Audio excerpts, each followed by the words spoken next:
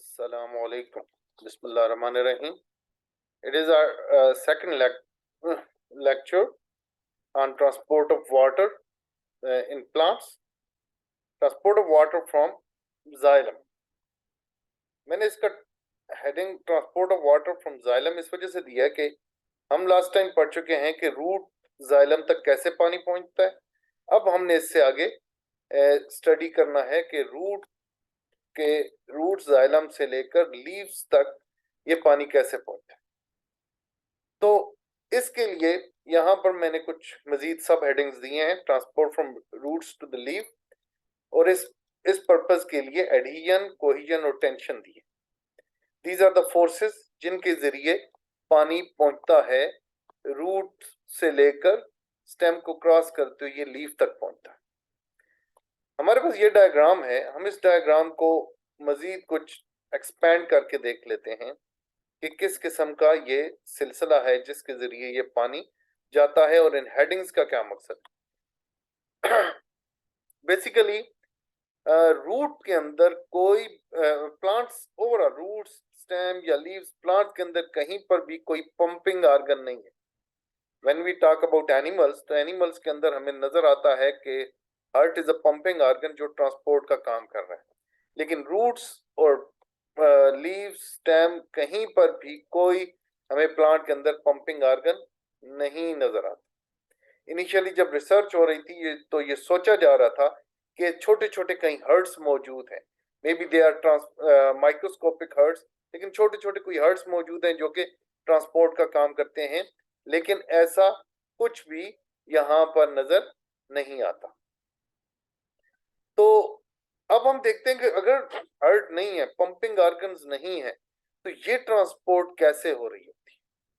You are looking at this here, this is the xylem. ये xylem जो होती है, जाइलम का स्ट्रक्चर जो होता है वो कुछ इस तरह होता है जाइलम सेल्स का कि ये थिक वॉल्ड सेल्स होते हैं और इनकी वॉल्स हमें पता है कि सेलुलोज से बनी होती हैं। ये सेल्स जब मैच्योर हो जाते हैं, अपनी फुल स्ट्रेंथ, हाइट और फुल विड्थ गेन कर लेते हैं, तो उसके बाद ये सेल डेड हो जाते हैं।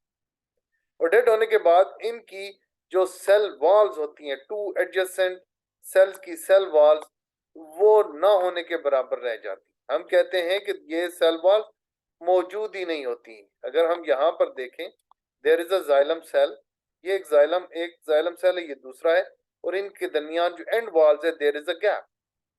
बहुत सारी डायग्राम में आपको दिखाया जाता है कि देयर इज नो गैप। आप बिल्कुल ऐसे ही समझें कि जहां आपके यहाँ दो पाइप्स को जोड़ा जाता है वाटर की ट्रांसपोर्टेशन के लिए, और वहां पर अगर उन दोनों पाइप्स को जहां से जोड़ लगा है वहां पर अगर दरमियान में कोई दीवार हो, कोई हार्ड स्ट्रक्चर हो, तो क्या पानी ट्रांसपोर्ट कर सकेगा? नहीं, ऐसा नहीं हो सकता। बिल्कुल इसी तरह ये बहुत ही माइक्रोस्कोपिक सेल्स होते हैं जो हमें आम आंख से बिल्कुल भी नजर नहीं आने वाले। इन सेल्स के अंदर हम देखते हैं कि यहाँ पर कोई वॉल्स नहीं मौजूद होती, और ये वाटर को एक जगह से दूसरी, एक सेल से दूसरे सेल और दूसरे से तीसरे सेल में पहुंचाने का बहुत अहम जरिया होती है। अब हम चलते हैं कि ये सारे तो हो गया, ये एक कॉन्टिन्यूअस पाइपलाइन बन गई from roots to the aerial parts, leaf तक। और लीफ में हम पहले पढ़ चुके हैं कि लीफ के अंदर वेन्स मौजूद होती हैं और उन वेन्स के अंदर जाइलम पहुंच चुकी होती है और वहां तक ये लीफ के सेल्स को पानी पहुंचा रही होते हैं। अब यहाँ पर हम कुछ चीजों को डिस्कस करते हैं which are important to understand the transport of the water, और इनमें से एक है एडहियन। एडहियन क्या होती है? एडहियन जो है, that is force of attraction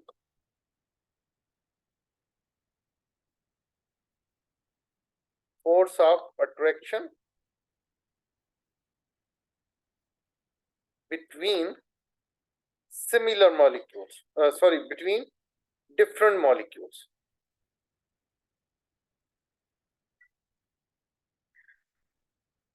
Water has strong adhesive forces. हम वाटर को जस्ट चेक, हम ऑलमोस्ट बहुत सारे ऐसे मटेरियल्स हैं जिन पर हम वाटर ऐड करते हैं तो वाटर उनके साथ अटैच हो जाता है। आप अपने कपड़ों के पे आपके पानी गिरता है तो वह उसके साथ अटैचमेंट बना लेता है। Water is absorb very easily. Water उनकी सरफेस से सारे का सारा नहीं गिरता, बल्कि काफी हद तक उसमें एब्जॉर्ब हो जाता है, काफी हद तक वो वहां पर एब्जॉर्ब हो जाएगा। और अगर हम बात करें वाटर की दूसरे मॉलिक्यूल्स के साथ, तो डिफरेंट ऐसे मॉलिक्यूल्स हैं जिनके साथ वाटर बड़ी ही आसानी के साथ उनके साथ अटैचमेंट बना देता है। हम दीवार के ऊपर पानी को गिराते हैं तो पानी वहां पर उसके पानी का जो लहरें सी बन जाती हैं तब, और वो क्यों बनती है? क्योंकि वाटर उसके अंदर एब्जॉर्ब हो जाता है। एडिशन का मतलब मजीद समझने के लिए हम ये कह सकते हैं कि बहुत सारे ऐसे मार्केट के अंदर आपको ग्लूज मिलती हैं जिनके ऊपर लिखा होता है स्ट्रॉन्ग एडिसिव फोर्सेस, कि वो जो ग्लू है, चाहे एल्फी है या कोई और किसी और नेम की ग्लू मार्केट में मिलती है, तो वो उस मॉलिक्यूल और किसी और शय के साथ आप उसको लगाएंगे तो वो दोनों चीजें आपस में स्ट्रांगली जुड़ जाएंगी। क्यों? क्योंकि उनके अंदर स्ट्रॉन्ग एडिसिव फोर्सेस। इसलिए इस तरह वाटर के अंदर भी बहुत हद तक बहुत स्ट्रॉन्ग एडिसिव फोर्सेस होती हैं, specially when we talk about these forces of attraction between water molecules and cellulose। इसको आप अक्सर एक्सपेरिमेंट भी करते हैं। जब कभी आप किसी पेपर को गीला करते हैं तो वो बड़ी आसानी से वाटर को एब्जॉर्ब कर लेता है। और पेपर क्या शय है? We know that paper is basically the paper is basically the cellulose, क्योंकि वो प्लांट मटेरियल से बना हुआ है। तो इसका मतलब है कि ये जो स्ट्रॉन्ग एडिसिव फोर्सेस हैं, ये वाटर को, जब वाटर नीचे से ऊपर जाता है तो ये स्ट्रॉन्ग एडिसिव फोर्सेस इसको हेल्प आउट करती हैं। लुक एट दीज, ये वाटर मॉलिक्यूल्स हैं जो ब्लू कलर के नजर आ रहे हैं, and they have strong attractive forces with the cell walls. ये इस डायग्राम में ये सेल वॉल्स दिखाई जा रही हैं जिनके साथ वाटर टाइटली बाउंड कर जाता है जब ये ऊपर को जा रहा होता है। अब ये समझे कि आप ऊपर सीढ़ी पे चढ़ रहे हैं तो सीढ़ी पे पांव रखते हैं और ऊपर से सीढ़ी की जो रेलिंग्स होती हैं उनको हाथ से पकड़ते हैं, इस तरह वाटर इनका सहारा लेकर ऊपर जा रहा होता है। एक तो ये फोर्स होगी। दूसरी होगी cohesion. What do you mean by cohesion? Cohesion का मतलब होता है force of attraction between similar molecules. These are attractive forces, attractive force between similar molecules। तो ये जो सिमिलर मॉलिक्यूल्स के दरमियान अट्रैक्टिव फोर्सेस होती हैं, इसकी वजह से हम देखते हैं कि जो वाटर है दूसरे वाटर मॉलिक्यूल्स के साथ ये बड़ा स्ट्रांगली अटैच होता है। कैसे अटैच होता है? क्योंकि वाटर का मॉलिक्यूल में एक हाइड्रोजन, एक ऑक्सीजन और दो हाइड्रोजन मौजूद। हाइड्रोजन हाईली इलेक्ट्रो पॉजिटिव है और जो हाइड्रोजन है वो हाईली इलेक्ट्रोनेगेटिव है। और जब जहां पर भी हाईली इलेक्ट्रोनेगेटिव और हाईली इलेक्ट्रोपॉजिटिव मॉलिक्यूल्स एटम्स जुड़े हों तो वो लाजमी तौर पे आपस में अट्रैक्टिव फोर्स रखते हैं। एक मॉलिक्यूल्स का हाइड्रोजन और दूसरे मॉलिक्यूल्स का जो ऑक्सीजन वो आपस में वीक बॉन्डिंग रखते हैं, जिनको हाइड्रोजन बॉन्डिंग का नाम दिया जाता है। तो ये हाइड्रोजन बॉन्डिंग एक एक किस्म की कोहेसिव फोर्सेस हैं, जो जैसे ही एक वाटर मॉलिक्यूल ऊपर ऊपर जाता है, ऊपर की तरफ मूव करता है, दूसरा मॉलिक्यूल तकरीबन उससे जुड़ा जुड़ा ही, चूंकि उसके साथ स्ट्रॉन्ग अट्रैक्टिव फोर्सेस है, उसके साथ ऊपर जा रहा है। इसकी एक एग्जांपल यह है कि वाटर जब आसमान से जमीन पे आता है बारिश की सूरत में, तो वो ड्रॉपलेट्स की सूरत में होता है, छोटे छोटे मॉलिक्यूलों की सूरत में नहीं होता। क्यों? क्योंकि उनके आपस में स्ट्रॉन्ग अट्रैक्टिव फोर्सेस होती हैं।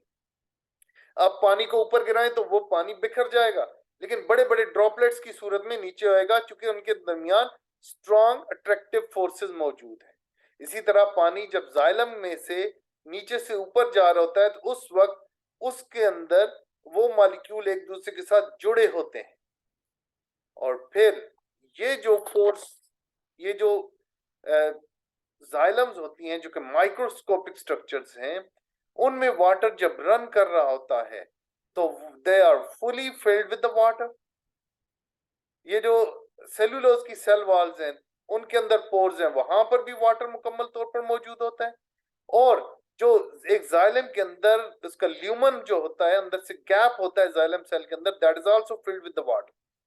और ये जो वाटर होता है ये आपस में एक दूसरे के साथ जुड़ा हुआ है बाय कोहेसिव फोर्सेस, और दीवारों के साथ वाटर ने अटैचमेंट बनाई है बाय एडिसिव फोर्सेस। तो इसलिए बड़ी स्ट्रॉन्ग फोर्सेस के साथ ये एक दूसरे के साथ जुड़े होते हैं, और इनका जो आपस में तनाव होता है या टेंशन होती है, that also plays very much important role. अब तनाव या टेंशन क्या है, इसकी एग्जांपल हम ऐसे लेते हैं कि हम छत पर खड़े हैं और हमने छत पे एक रस्सी फेंकी हुई है और नीचे बाल्टी में हम कोई शय ऊपर लेके जाना चाहते हैं। आपके दोस्त बाल्टी में पानी डालते हैं, आप छत से उस पानी रस्सी को जब खींचते हैं तो उसमें एक जबरदस्त किस्म की टेंशन आ रही है, and this is the tension जो उसको ऊपर ऊपर टॉप पे जो फोर्स लग रही है वो इस टेंशन को यूज करके ऊपर खींच रही होती है उस बाल्टी को, उस बकेट को। तो यहां पर ऊपर तो कोई फोर्स लग रही है, लेकिन अगर ये टेंशन टूट जाए किसी भी की वजह से, इसमें गैप आ जाए, तो नीचे के वाटर मॉलिक्यूल नीचे रहेंगे, ऊपर के ऊपर चले जाएंगे। So this tension in this stream of water is very much important in bringing these water molecules up to the leaves तक इनको पहुंचाने के लिए बहुत ही जबरदस्त किस्म की फोर्स मिल जाती है। अब लीफ के अंदर क्या होता है, अब सबसे इंपॉर्टेंट शायद तो क्या है ना कि लीफ के अंदर कौन सी फोर्स है जो वाटर को ऊपर खींच रही है।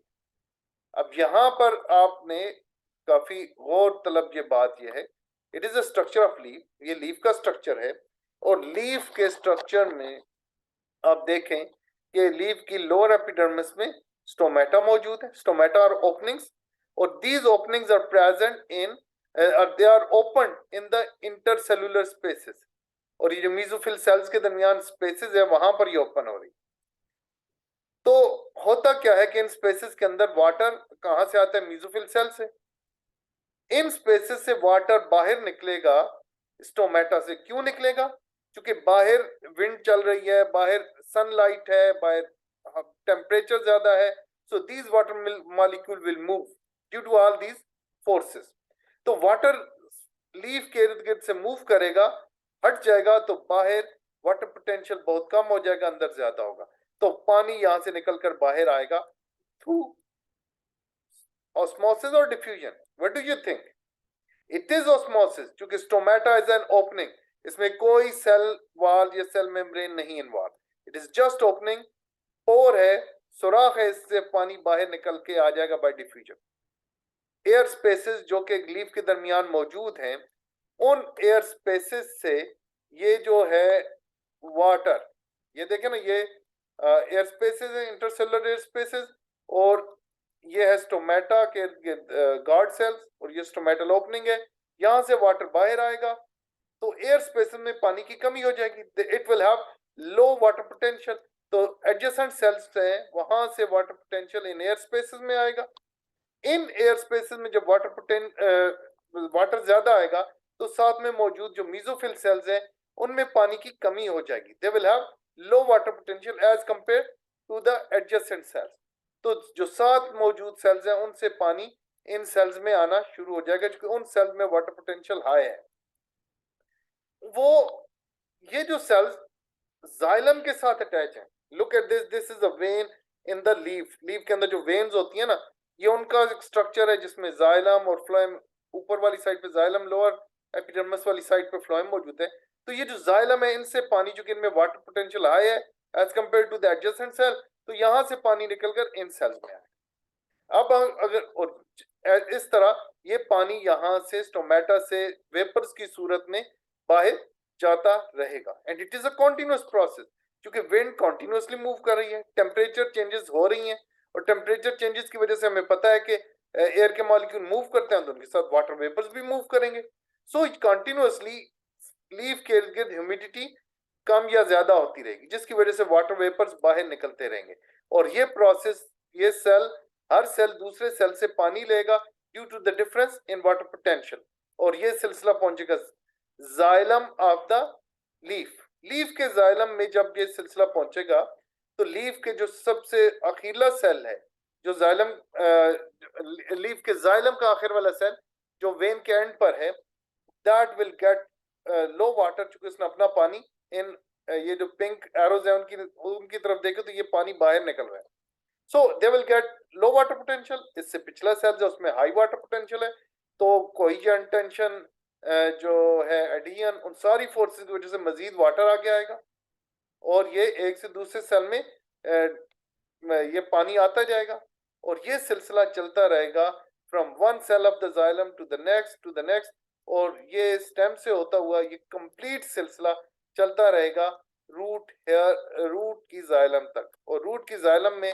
जब पानी की कमी होगी तो ये कमी पूरी करने के लिए रूट हेयर कॉर्टेक्स से पानी मिलेगा, और कॉर्टेक्स के सेल में जब वाटर पोटेंशियल कम होगा तो रूट हेयर सेल से वाटर आएगा, जहां पर वाटर पोटेंशियल हाई है इन सेल्स को मिलेगा, और जो रूट हेयर सेल में जब पानी कम हो गया तो रूट के इर्द गिर्द जो सॉइल है वहां पर चूंकि वाटर पोटेंशियल हाई है तो वहां से ये water will get enter into the root hair cells. This is a complete package